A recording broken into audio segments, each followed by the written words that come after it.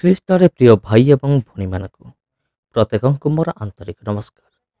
ପ୍ରିୟ ବନ୍ଧୁଗଣ, ଆଜିର ଭିଡ଼ିଓରେ ଆମେ ଏମିତି ଏକ ଦଳ ବିଷୟରେ ଆଲୋଚନା କରିବା, ଏମିତି ଏକ ଖ୍ରୀଷ୍ଟିଆନ ଦଳ ବିଷୟରେ ଆଲୋଚନା କରିବା ଯେଉଁମାନେ ପ୍ରଭୁ ଯୀଶୁଖ୍ରୀଷ୍ଟଙ୍କୁ ପସନ୍ଦ କରନ୍ତି ନାହିଁ। ଏମାନେ ମଧ୍ୟ ଏକ ଦଳ ଅଟନ୍ତି। ଏମାନେ ମଧ୍ୟ ଉପାସନା କରନ୍ତି। ଏମାନେ ମଧ୍ୟ ପ୍ରାର୍ଥନା କରନ୍ତି, ବାକ୍ୟ ଆଲୋଚନା କରନ୍ତି, କିନ୍ତୁ ଏମାନେ ଯୀଶୁଙ୍କୁ ବିଶ୍ୱାସ କରନ୍ତି ନାହିଁ। ତେବେ କଥାଟା ଆପଣଙ୍କୁ ନିଶ୍ଚିନ୍ତ ରୂପରେ ଆଶ୍ଚର୍ଯ୍ୟ ଲାଗୁଥିବ। ତେବେ ଭିଡ଼ିଓକୁ ଆରମ୍ଭ କରିବା ପୂର୍ବରୁ ମୋର ଆପଣଙ୍କୁ ଗୋଟିଏ ଅନୁରୋଧ, ଆଉ ଏହି ଭିଡ଼ିଓକୁ ଅନ୍ତତଃ ଗୋଟିଏ ଲାଇକ୍ କରିଦିଅନ୍ତୁ ଏବଂ ଯଦି ପ୍ରଥମ ଥର ପାଇଁ ଆସିଛନ୍ତି ତେବେ ଚ୍ୟାନେଲକୁ ସବସ୍କ୍ରାଇବ୍ କରି ରଖନ୍ତୁ। ଯଦି ଆପଣ ଆଗକୁ ଏହିଭଳି ରୋମାଞ୍ଚକର ସତ୍ୟ ଘଟଣା ସବୁ ଜାଣିବା ପାଇଁ ଚାହୁଁଛନ୍ତି ତେବେ ଚ୍ୟାନେଲକୁ ବର୍ତ୍ତମାନ ଠାରୁ ସବସ୍କ୍ରାଇବ୍ କରି ରଖନ୍ତୁ। ଆଉ ଯଦି ଆପଣ ଏହିଭଳି ଦଳକୁ ସପୋର୍ଟ କରୁନାହାନ୍ତି ତେବେ କମେଣ୍ଟରେ ଆମେନ୍ ଟାଇପ୍ କରନ୍ତୁ ଏବଂ ସେଣ୍ଡ କରନ୍ତୁ। ଆଉ ଯଦି ଆପଣ ଏହିଭଳି ଦଳକୁ ସପୋର୍ଟ କରୁଛନ୍ତି ତେବେ ମଧ୍ୟ ଆପଣ କମେଣ୍ଟ କରିପାରିବେ। ତେବେ ମୁଁ ଯାହାଙ୍କ ବିଷୟରେ କହୁଅଛି ଆଉ ସେଇ ଦଳର ନାମ ହେଉଛି ଜିହୋଭା ୱିଟନେସ୍। ହଁ ବନ୍ଧୁଗଣ, ଆପଣ ଜିହୋଭା ୱିଟନେସ୍ ବିଷୟରେ ନିଶ୍ଚିନ୍ତ ରୂପେ ଆଗରୁ ଶୁଣିଥିବେ। ଆଉ ଯେଉଁମାନେ ଶୁଣି ନାହାନ୍ତି ସେମାନଙ୍କ ନିମନ୍ତେ ମଧ୍ୟ ମୁଁ ଗୋଟିଏ କଥା କହିଦେଉଅଛି। ଜିହୋଭା ୱିଟନେସ୍ ନାମରେ ଗୋଟିଏ ଦଳ ଅଛନ୍ତି ଯେଉଁମାନେ କି ଯୀଶୁଙ୍କୁ ସେମାନେ ବିଶ୍ୱାସ କରନ୍ତି ନାହିଁ। ଆଉ ଯୀଶୁଙ୍କୁ ସେମାନେ ଜଣେ ସାଧାରଣ ମଣିଷ ବୋଲି ବିଚାର କରନ୍ତି। ତେବେ ଏହି ଭିଡ଼ିଓରେ ସମସ୍ତ ବିଷୟ ଆମେ ଆଲୋଚନା କରିବା। ତେବେ ଭିଡ଼ିଓକୁ ଗୋଟିଏ ଲାଇକ୍ କରିଦିଅନ୍ତୁ। ଆଉ 1872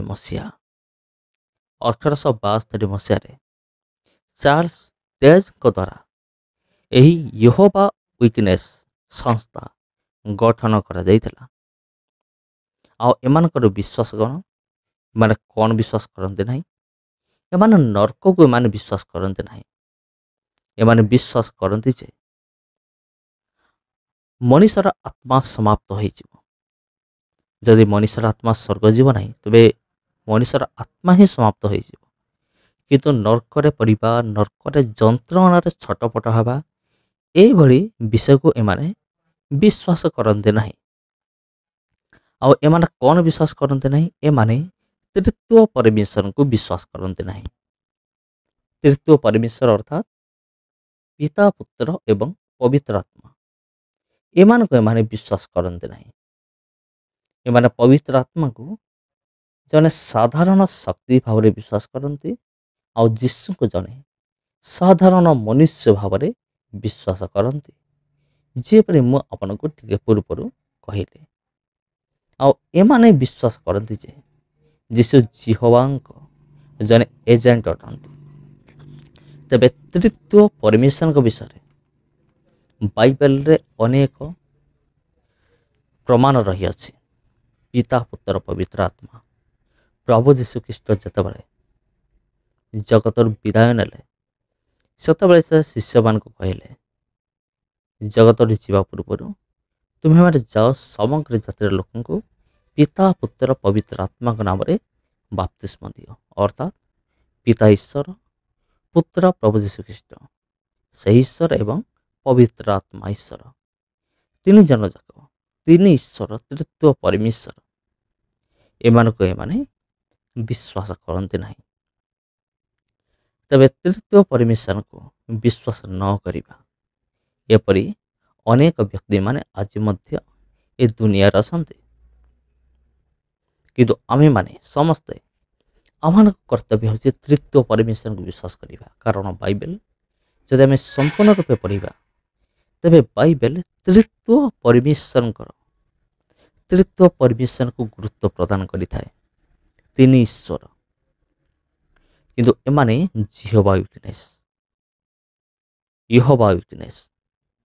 ଆଉ ଏମାନେ କ'ଣ କରନ୍ତି ନାହିଁ? ଏ ସମସ୍ତ ବିଷୟକୁ ବିଶ୍ୱାସ କରନ୍ତି ନାହିଁ। ଏଇଟା ଗଲା ଆତ୍ମିକ ବିଷୟ। ଆଉ ଯଦି ଆମେ ଜାଗତିକ ବିଷୟ ଦେଖିବା, ଏମାନେ ଇଲେକ୍ସନରେ ଭାଗ ନେବା ପାଇଁ ଇଚ୍ଛା କରନ୍ତି ନାହିଁ। ଏମାନେ କାହିଁକି ଇଲେକ୍ସନରେ ଭାଗ ନେବା ପାଇଁ ଇଚ୍ଛା କରନ୍ତି ନାହିଁ? ଆଉ ଏ ବିଷୟ ହେଉଛି, ଆଉ ଯେକୌଣସି ଜାତୀୟ ପତାକାକୁ ସମ୍ମାନ ଏମାନେ ଦିଅନ୍ତି ନାହିଁ। କାରଣ ଯେପରି ପୁରାତନ ନିୟମରେ ଲେଖା ଅଛି, ଜିହୋବା ପରମେଶ୍ୱର 10 ଆଜ୍ଞା ଦେଲେ। 10 ଆଜ୍ଞା ମଧ୍ୟରୁ ପ୍ରଥମ ଆଜ୍ଞା ଥିଲା, ଆମ୍ଭ ସାକ୍ଷାତରେ ତୁମର ଆଉ କୌଣସି ଦେବତା ହେବ ନାହିଁ। ତୁମେ ସେମାନଙ୍କୁ ପ୍ରଣାମ କରିବ ନାହିଁ। ତୁମେ ସେମାନଙ୍କ କୌଣସି ମୂର୍ତ୍ତି ତିଆରି କରିବ ନାହିଁ। ଏପରି ଅନେକ ବିଷୟ ରହିଅଛି। ପ୍ରଥମ ଆଜ୍ଞା ଏବଂ ଦ୍ୱିତୀୟ ଆଜ୍ଞା ଯଦି ପଢ଼ିବେ ବାଇବେଲରେ, ଯାହାକି ଯାତ୍ରା ପୁସ୍ତକ ତାର 20 ପର୍ବରେ ଲେଖା ଅଛି, ସେଇଟାକୁ ସେମାନେ ପାଳନ କରନ୍ତି। ସେମାନେ କହନ୍ତି ଯେ ଆମେ କେବଳ ଜିହୋବାକୁ ଆମେ ଈଶ୍ୱର ବୋଲି ମାନିବା, କେବଳ ତାଙ୍କୁ ଆମେ ସମ୍ମାନ ଦେବା, ତା ଛଡ଼ା ଆମେ କାହାକୁ ଆମେ ସମ୍ମାନ ଦେବା ନାହିଁ। ସେଥିପାଇଁ ସେମାନେ କୌଣସି ଜାତୀୟ ପତାକାକୁ ସେମାନେ ସମ୍ମାନ ଦିଅନ୍ତି ନାହିଁ। ଯଦି ଆମେ ଜିହୋବା ୱିଟନେସ୍ ତାଙ୍କ ବିଷୟରେ ଚିନ୍ତା କରିବା, ପୃଥିବୀରେ ପ୍ରତ୍ୟେକ ଦେଶରେ ଅଛନ୍ତି। ପୃଥିବୀର ପ୍ରତ୍ୟେକ ଦେଶରେ ପ୍ରାୟ ଅଛନ୍ତି ଜିହୋବା ୱିଟନେସ୍। କିନ୍ତୁ ଯିଏ ଯେଉଁ ଦେଶର, ସେ ସେହି ଦେଶର ଜାତୀୟ ପତାକାକୁ ସମ୍ମାନ କରନ୍ତି ନାହିଁ। ଏଇଟା ଏମାନଙ୍କର କାମ ଅଟେ। ଆଉ ସେମାନେ ଭାବନ୍ତି ଆମେମାନେ ଠିକ୍ କରୁଅଛୁ। ଯଦି ଆମେମାନେ କୌଣସି ଜାତୀୟ ପତାକାକୁ ସମ୍ମାନ ଦେଉଛୁ, ତେବେ ଆମେ ଜିହୋବା ପରମେଶ୍ୱରଙ୍କର ଅପମାନ କରୁଛୁ। ଆଉ ସେମାନେ କାହାକୁ ବିଶ୍ୱାସ କରନ୍ତି? କେବଳ ଜିହୋବା ହିଁ ପରମେଶ୍ୱର ଅଟନ୍ତି। ଜିହୋବାଙ୍କ ଛଡ଼ା ଆଉ କୌଣସି ପରମେଶ୍ୱର ଦୁନିଆରେ ନାହାନ୍ତି। ସେଥିପାଇଁ ସେମାନେ ପ୍ରଭୁ ଯୀଶୁଖ୍ରୀଷ୍ଟଙ୍କୁ ମଧ୍ୟ ସେମାନେ ଈଶ୍ୱର ବୋଲି ମାନ୍ୟ କରନ୍ତି ନାହିଁ। ସେମାନେ ପ୍ରଭୁ ଯୀଶୁଖ୍ରୀଷ୍ଟଙ୍କୁ ଈଶ୍ୱର ବୋଲି ମାନନ୍ତି ନାହିଁ। ସେମାନେ ଭାବନ୍ତି ଯେ ପ୍ରଭୁ ଯୀଶୁଖ୍ରୀଷ୍ଟ ଜିହୋବାଙ୍କର ଜଣେ ଏଜେଣ୍ଟ ଅଟନ୍ତି।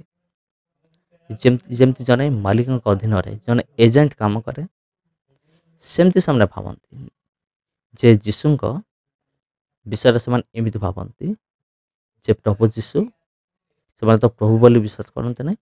ଯୀଶୁ ସେ ଜିହୋବାଙ୍କର ଜଣେ ଏଜେଣ୍ଟ ଅଟନ୍ତି।